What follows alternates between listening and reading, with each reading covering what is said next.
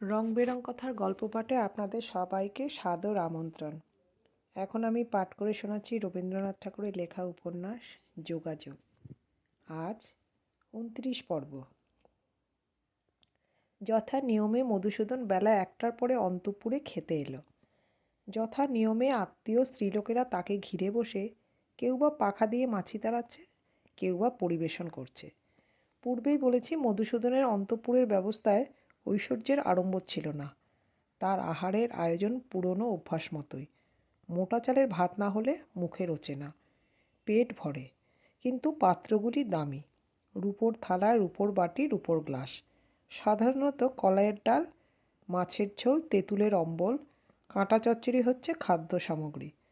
তারপরে সবশেষে বড় এক বাটি দুধ চিনি দিয়ে শেষ বিন্দু পর্যন্ত সমাধা করে পানের মোটায় মোটা এক ফোঁটা চুন সহযোগে একটা পান মুখে ও দুটো পান ডিবে ভরে ১৫ মিনিট কাল তামাক টানতে টানতে বিশ্রাম করে তৎক্ষণাৎ আপিসে প্রস্থান।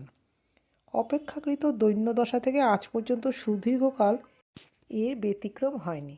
আহারে মধুসূদনের ক্ষুধা আছে, লোভ নেই। শ্যামাসুন্দরী দুধের বাটিতে চিনি ঘেঁটে দিচ্ছিল। অনুজ্জ্বল শ্যামবর্ণ, মোটা বললে যা বোঝায় তা নয়, কিন্তু পরিপুষ্ট শরীর নিজেকে বেশ একটু যেন ঘোষণা করছে। একখানি সাদা শাড়ির বেশি গায়ে কাপড় নেই, কিন্তু দেখে মনে হয় সর্বদাই পরিচ্ছন্ন। বয়স যৌবনের প্রায় প্রান্তে এসেছে, কিন্তু যেন জ্যৈষ্ঠের অপরাহ্নের মতো। বেলা যায় যায়, তবু গোধূলির ছায়া পড়েনি। ঘন ভুরুর নিচে তীক্ষ্ণ কালো চোখ কাউকে যেন দেখে না, অল্প একটু দেখে সমস্তটা দেখে নেয়। তার টসটসে ঠোঁট দুটির মধ্যে একটা ভাব আছে, যেন অনেক কথাই সে চেপে রেখেছে। সংসার তাকে বেশি কিছু রস দেয়নি, তবু সে ভরা। সে নিজেকে দামি বলেই জানে। সে কৃপণও নয়, কিন্তু তার মহার্ঘতা ব্যবহারে লাগলো না বলে নিজের আশেপাশের উপর তার একটা অহংকৃত অশ্রদ্ধা।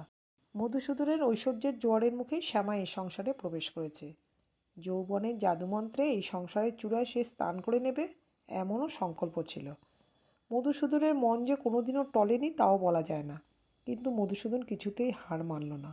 তার কারণ, মধুসূদনের বিষয়বুদ্ধি কেবলমাত্র যে বুদ্ধি তা নয়, সে হচ্ছে প্রতিভা।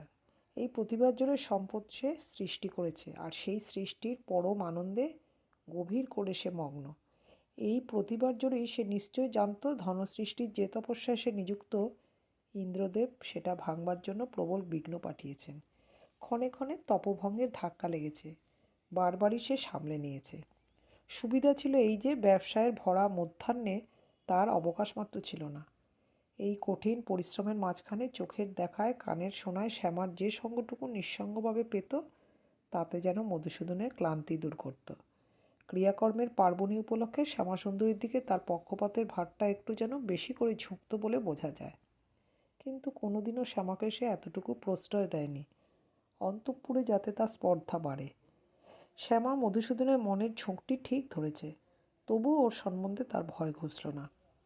মধুসূদনের আহারের সময় শ্যামাসুন্দরী রোজই উপস্থিত থাকে। আজও ছিল। সদ্য স্নান করে এসেছে। তার অসামান্য কালো ঘন লম্বা চুল পিঠের উপর মেলে দেওয়া, তার উপর দিয়ে অমল শুভ্র শাড়িটি মাথার উপর টেনে দেওয়া। ভিজে চুল থেকে মাথা ঘষা মশলার মৃদু গন্ধ আসছে। দুধের বাটি থেকে মুখ না তুলে একসময় আস্তে আস্তে বললে, ঠাকুরপো, বউকে কি ডেকে দেব?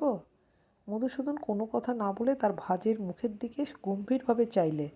তার ভাত শ্যামাসুন্দরী ভয়ে থতমতকে প্রশ্নটাকে ব্যাখ্যা করে বললে, তোমার খাবার সময় কাছে বসলে হয় ভালো, তোমাকে একটু সেবা করত। মধুসূদনের মুখের ভাবের কোনো অর্থ বুঝতে না পেরে শ্যামাসুন্দরী বাক্য শেষ না করেই চুপ করে গেল। মধুসূদন আবার মাথা হেঁট করে আহারে লাগলো। কিছুক্ষণ পরে থালা থেকে মুখ না তুলে জিজ্ঞাসা করলে, বড় বউ এখন কোথায়? শ্যামাসুন্দরী ব্যস্ত হয়ে বলে উঠল, আমি দেখে আসছি। মধুসূদন ভ্রু কুঞ্চিত করে আঙুল নেড়ে নিষেধ করলে। প্রশ্নের যে উত্তর পাবার আশা আছে সেটা এর মুখে শুনলে সহ্য হবে না, অথচ মনের মধ্যে যথেষ্ট কৌতূহল। আহার শেষে তেতলায় যখন তার শোবার ঘরে গেল, মনের কোনো একটা ক্ষীণ প্রত্যাশা ছিল। একবার ছাদে ঘুরে এলো। পাশের নাবার ঘরে ঢুকে কিছুক্ষণের জন্য স্তব্ধ হয়ে দাঁড়িয়ে রইল। তারপরে বিছানায় শুয়ে গুড়গুড়িতে টান দিতে লাগলো। নির্দিষ্ট 15 মিনিট যায়। 20 মিনিট পার হয়ে যখন আধ ঘন্টা পুরো হতে চলল, তখন বুকের পকেট থেকে ঘড়ি বের করে একবার সময়টা দেখলে। বছরের পর বছর গেছে, আপিসে যাবার পূর্বে কখনো 5 মিনিট দেরি হয়নি। আপিসে একটা রেজিস্ট্রারি বই আছে, কে ঠিক কোন সময়ে এলো এবং গেল সেই বইয়ে তার হিসাব থাকে। সেই হিসাবের সঙ্গে সঙ্গে বেতনের মাত্রারেখা ওঠানামা করে। আপিসের সকল কর্মচারীদের মধ্যে মধুসূদনের জরিমানার অঙ্ক সবচেয়ে সংখ্যায় কম, অথচ এ সম্বন্ধে নিজের প্রতি তার পক্ষপাত নেই।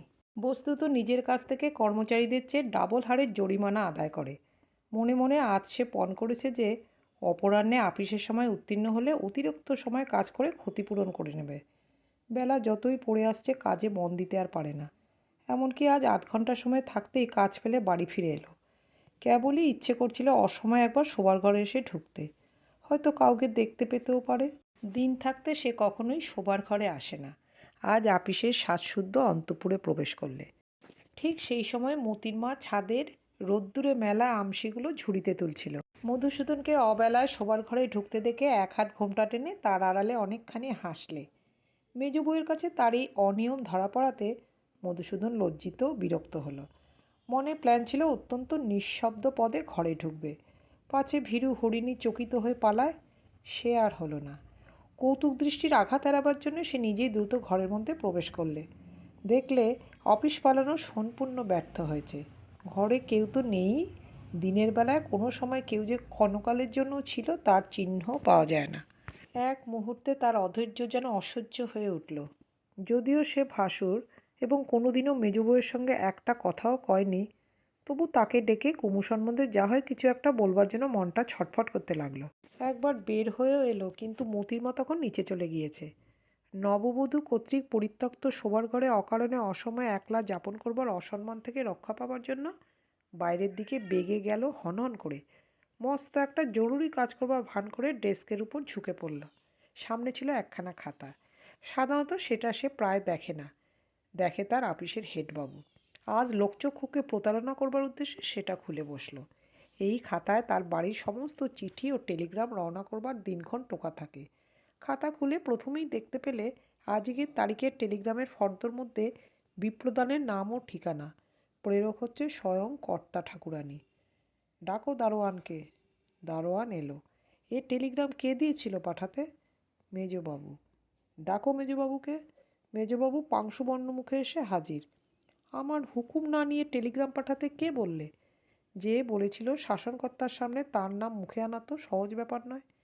কি বলবে কিছুই ভেবে না পেয়ে নবীন ব্যাকুল হয়ে এই শীতের দিনে ঘেমে উঠল।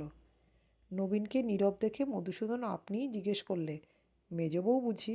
মুখ হেঁট করে নিরুত্তর থাকাতেই তার উত্তর স্পষ্ট হলো। ঝাঁ করে মাথায় রক্ত গেল চড়ে, মুখ হলো লাল টকটকে। এত রাগ হলো যে কণ্ঠ দিয়ে কথা বেরোলো না। সবেগে হাত নেড়ে নবীনকে ঘর থেকে বেরিয়ে যেতে ইশারা করে ঘরের এক ধার থেকে আরেক ধার পর্যন্ত পায়চারি করতে লাগলো।